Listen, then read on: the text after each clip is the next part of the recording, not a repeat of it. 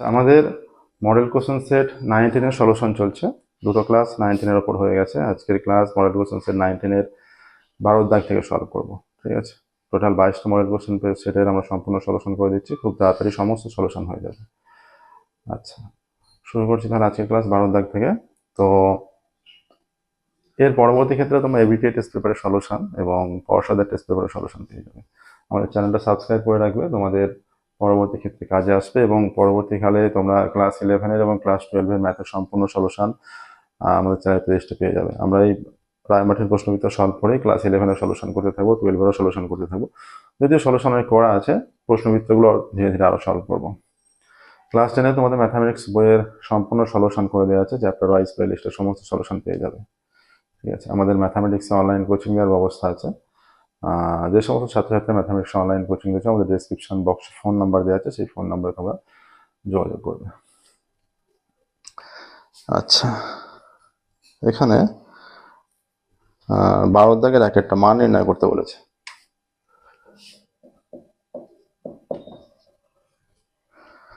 sin 0 plus sin 60,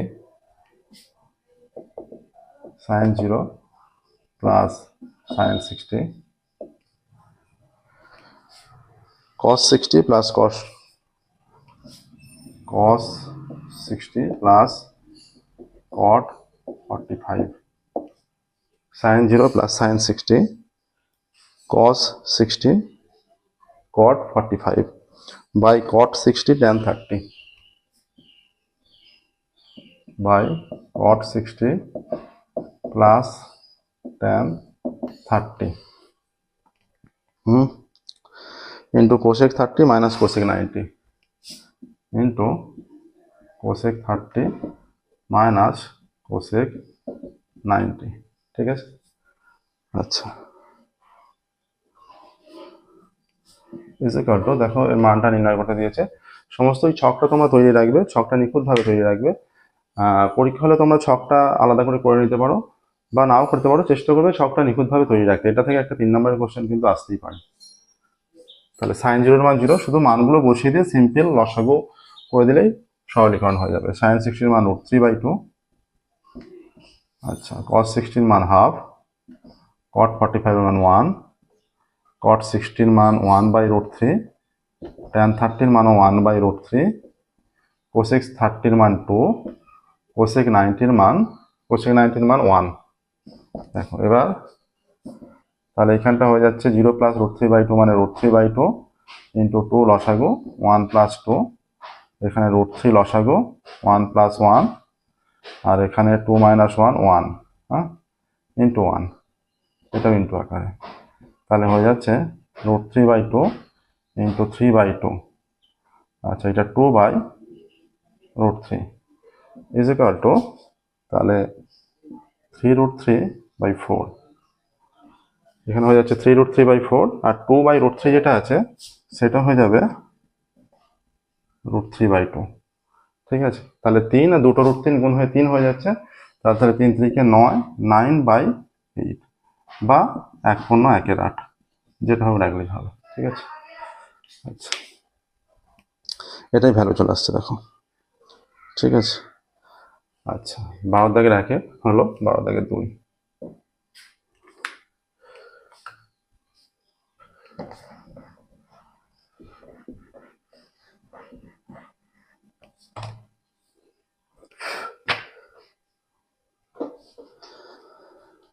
ABCD বৃত্তস্থ চতুর্ভুজ।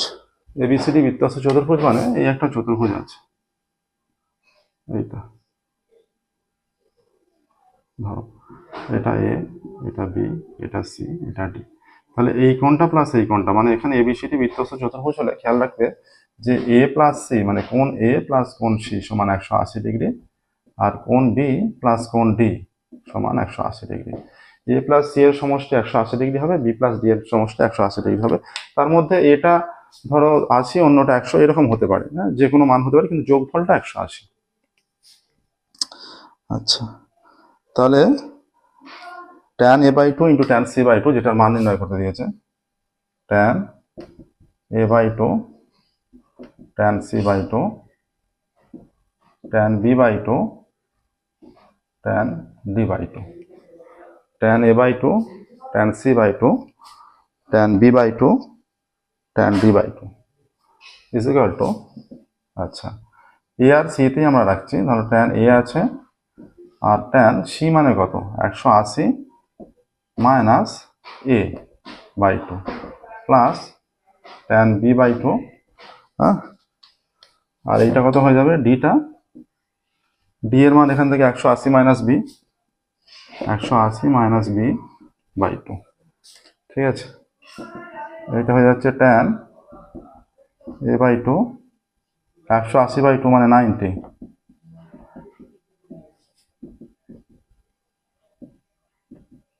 tan b by 2, tan 180 by 2 মানে 90, 90 minus b by 2, ঠিক আছে। tan a by 2, tan 90 minus এটা cot theta, তার মানে cot a বাই 2, ঠিক আছে, প্লাস tan এটা b বাই 2, tan 90 মাইনাস এটা cot theta, cot b by 2, tan a by 2, cot মানে 1 by 10 plus tan b by 2, cot মানে 1 by 10 b by 2, এইটা কাটলো, এইটা কাটলো, ঠিক আছে। 1 প্লাস 1 ইজ ইকুয়াল টু 2, তাহলে নিম্ন মান যেটা চলে আসছে 2, দেখো একদম সহজভাবে দেওয়া আছে যে হয় এই অ্যাঙ্গেলের সমস্তগুলো নিয়ে যাব যতটা নিয়ে যাওয়া সম্ভব, বা বি অ্যাঙ্গেলের সমস্তটা নিয়ে যাব যতটা নিয়ে যাওয়া সম্ভব, সেটা করলেই সরলীকরণ হয়ে যাচ্ছে, সিম্পলিফাই হয়ে যাচ্ছে, 2 অ্যান্সার আসছে। নেক্সট দেখো 3-এরটা।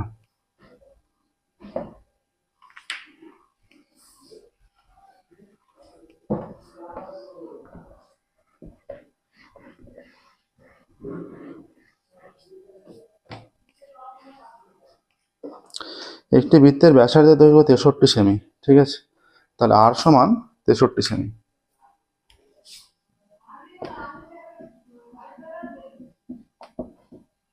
এর সমান কত?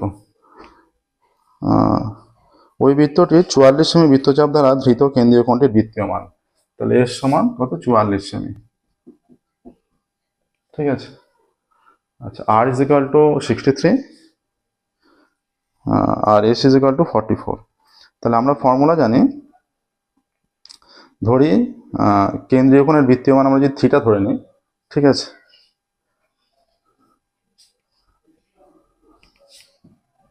ধরি কেন্দ্রীয় কোণের বৃত্তীয় মান থিটা, কেন্দ্রীয় কোণের বৃত্তীয় মান থিটা, এটা বৃত্তীয় মান খেয়াল রাখতে হবে।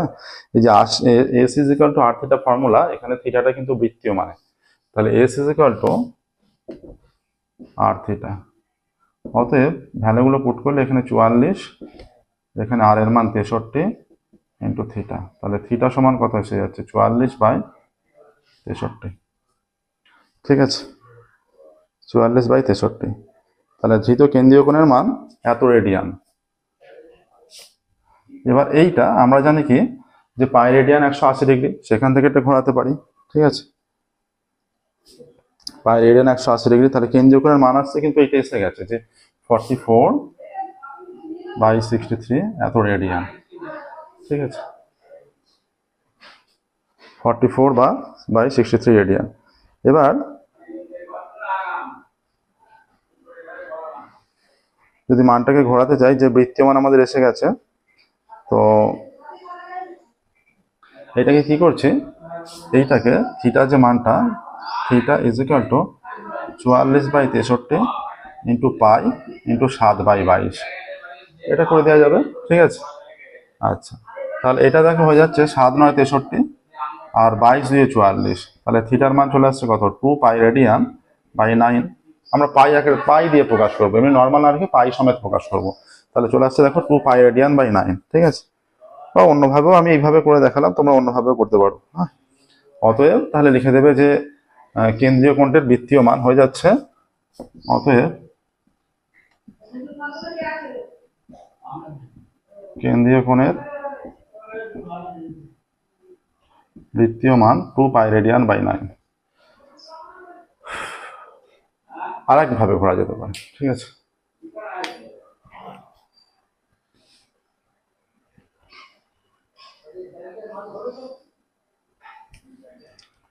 কত হলো এটা? 12-3 হয়ে গেল। নেক্সট দেখো 12-4 যাচ্ছে।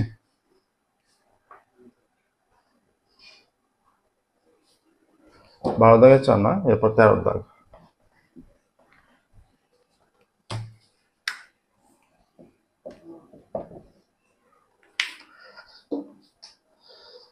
একটি পাখি ভূমিতলের সঙ্গে সমান্তরাল সরলরেখায় 200 মিটার উঁচু দিয়ে উত্তর থেকে দক্ষিণের দিকে যাচ্ছিল। মাঠের মাঝখানে দাঁড়িয়ে রাম প্রথমে পাখিটিকে উত্তর দিকে 30 ডিগ্রি কোণে দেখতে পেল। 3 মিটার পর আবার দক্ষিণ দিকে 45 ডিগ্রি কোণে দেখতে পেল। আসন্ন পূর্ণ সংখ্যার কিলোমিটারে পাখিটির গতিবেগ ঘন্টায় কত ছিল? ঠিক আছে, কিলোমিটার নিয়ে যেতে হবে, আবার ঘন্টাতে কত ছিল সেটাও বের করতে হবে। আচ্ছা, এই বরাবর মনে করছি পাখিটি যাচ্ছে, এর হাইটটা আছে 200 মিটার উপর থেকে দেখছে। ঠিক আছে, প্রথমে কোথায় দেখেছে? প্রথমে দেখেছে মাঠের মাঝখানে দাঁড়িয়ে প্রথমে পাখিটিকে 30 ডিগ্রি কোণে উত্তর দিকে, 3 মিটার পরে 45 ডিগ্রি কোণে দক্ষিণ দিকে।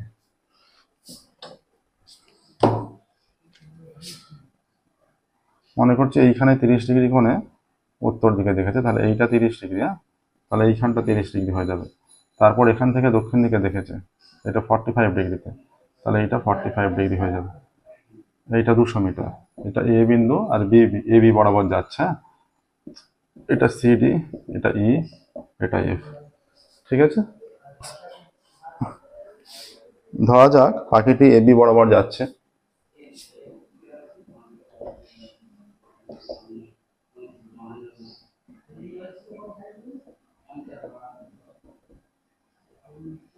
যাচ্ছে মাঠের মাঝখানে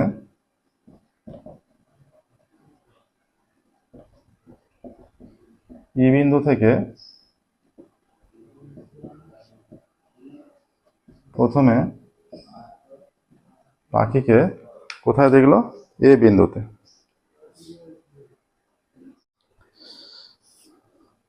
প্রথমে পাখিকে মাঠের মাঝখানে ই বিন্দু থেকে প্রথমে পাখিকে এ বিন্দুতে 30 ডিগ্রি উন্নতি কোণে এবং পরে বি বিন্দুতে 45 ডিগ্রি উন্নতি কোণে দেখলো। ঠিক আছে, আচ্ছা, এই যে উচ্চতাটা, ভূমি থেকে উচ্চতা ইএফ, ভূমি থেকে পাখির উচ্চতা ইএফ, তাহলে অতএব কত? ইএফ সমান 200 মিটার। মিটার একক কি আছে? ইএফ সমান 200 মিটার। যে এককটা থাকবে সেটা ইউজ করবে।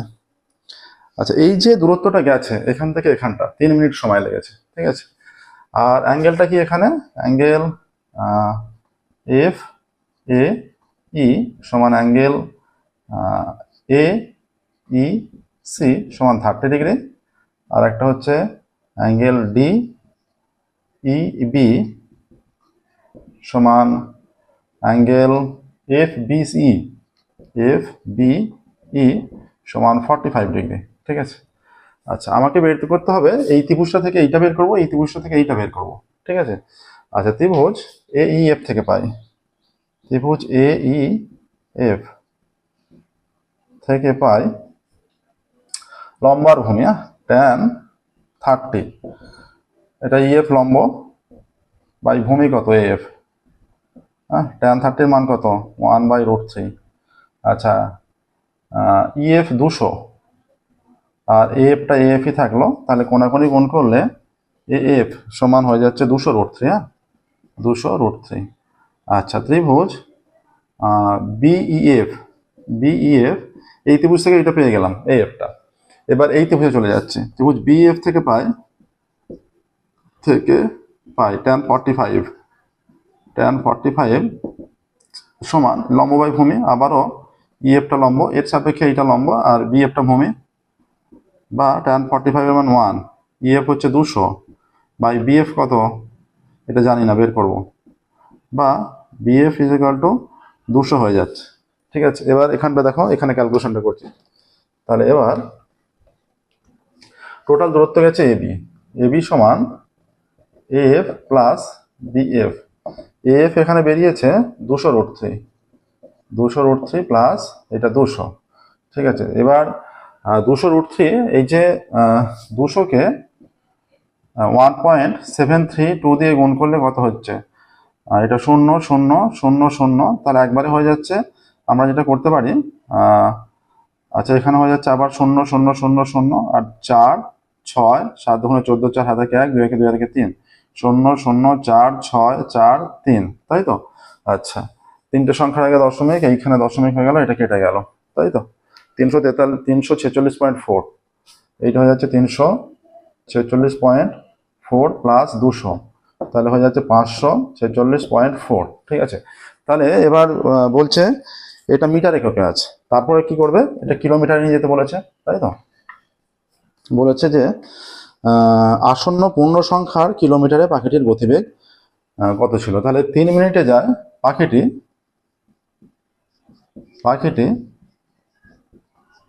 3 মিনিটে যায় 546.4 এত মিটার। আচ্ছা, কিলোমিটার মানে 60 মিনিটে কতটা যায়, বা 1 মিনিটে যায় 546.4/3, আর 60 মিনিটে যায়, তাহলে 546.4 ইন্টু 60/3 এত মিটার। তাহলে 3 দিয়ে কাটলে 3 20 60, তাই তো। 3 20 60, তাহলে এই সংখ্যাটা কি চলে আসছে, এটা 4 দুগুণে 8, আচ্ছা 6 দুগুণে 12, 2 হাতে 1, 4 দুগুণে 8 আর 1 9, 5 দুগুণে 10, এইটা চলে আসছে, ঠিক আছে। আচ্ছা, তাহলে এত মিটার হয়ে গেল, তাই তো, এত মিটারে চলে এলো। এবার এটাই কিমিতে প্রকাশ করতে বলেছে, যে আসন্ন পূর্ণ সংখ্যায় কিলোমিটারে পাখিটির গতিবেগ কত হবে। এবার কিলোমিটারে যেতে হলে এইটা হয়ে যাচ্ছে 60 মিনিটে 3 মিনিটে যে এতটা, 1 মিনিটে 346.4/30, আর 60 মিনিটে কতটা যাচ্ছে, 60 দিয়ে গুণ, তার মানে ঘন্টায় চলে আসছে এত মিটার, সমান 1000 দিয়ে ভাগ 10.928 এত কিমি। হ্যাঁ, আচ্ছা, এবার পূর্ণ সংখ্যা এলে আমাদের এটা আমরা 11 কিমি নিয়ে নেব, ঠিক আছে। এই এত কিমি সমান, এটাকে আমরা পূর্ণ সংখ্যায় বলেছে যেহেতু, তাহলে 11 কিমি পার ঘন্টা, প্রায় 11 কিমি, এটা হয়ে যাচ্ছে প্রায়, ঠিক আছে। এবার পাখিটির গতিবেগ, অতএব পাখিটির গতিবেগ কত হবে, অ্যান্সার লিখবো আমরা, পাখিটির গতিবেগ 11 কিমি পার ঘন্টা। অতএব পাখিটির গতিবেগ 11 কিমি পার ঘন্টা প্রায়, ঠিক আছে। দেখো 13-2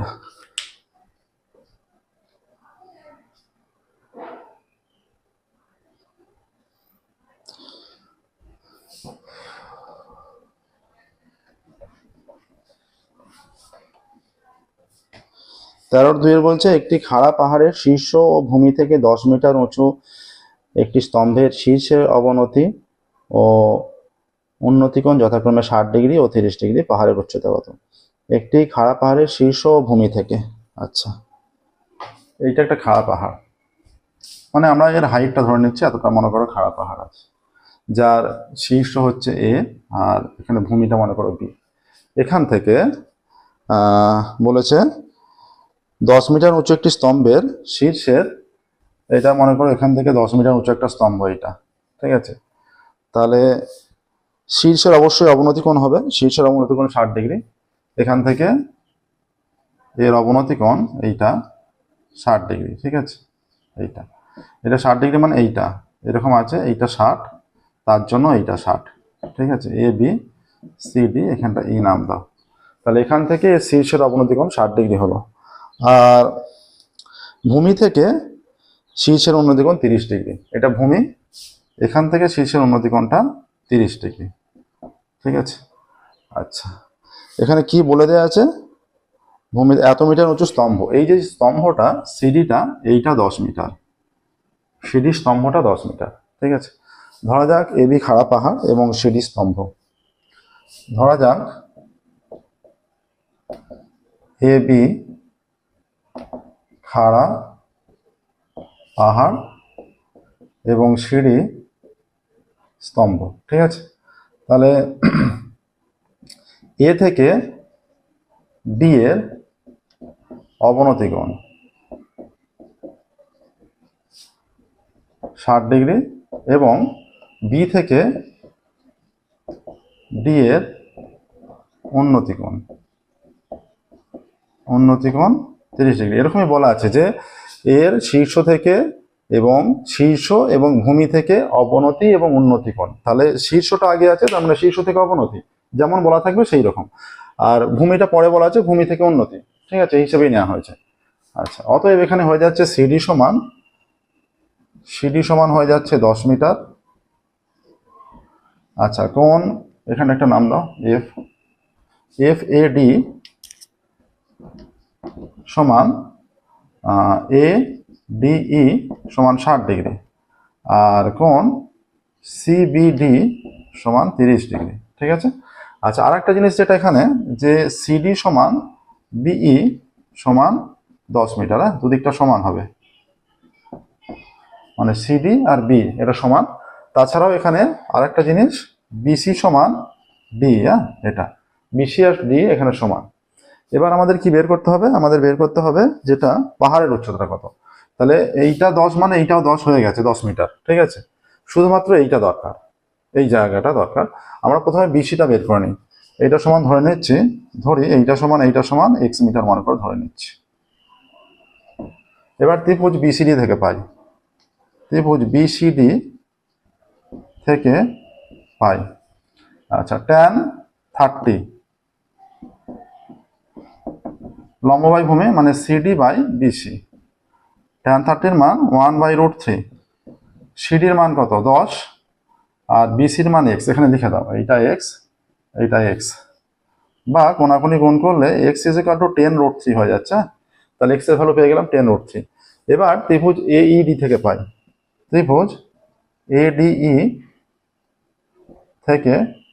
পাই, কি পাচ্ছি? tan 60 লম্ব বাই ভূমি মানে এই বাই ডিই।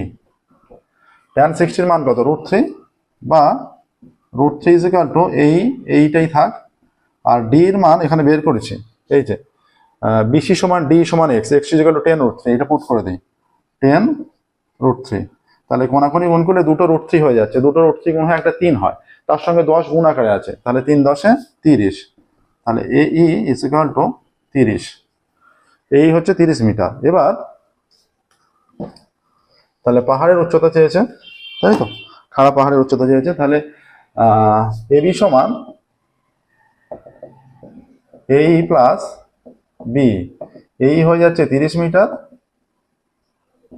বি হয়ে যাচ্ছে 10 মিটার, 30 আর 10 = 40 মিটার। অতএব খাড়া পাহাড়ের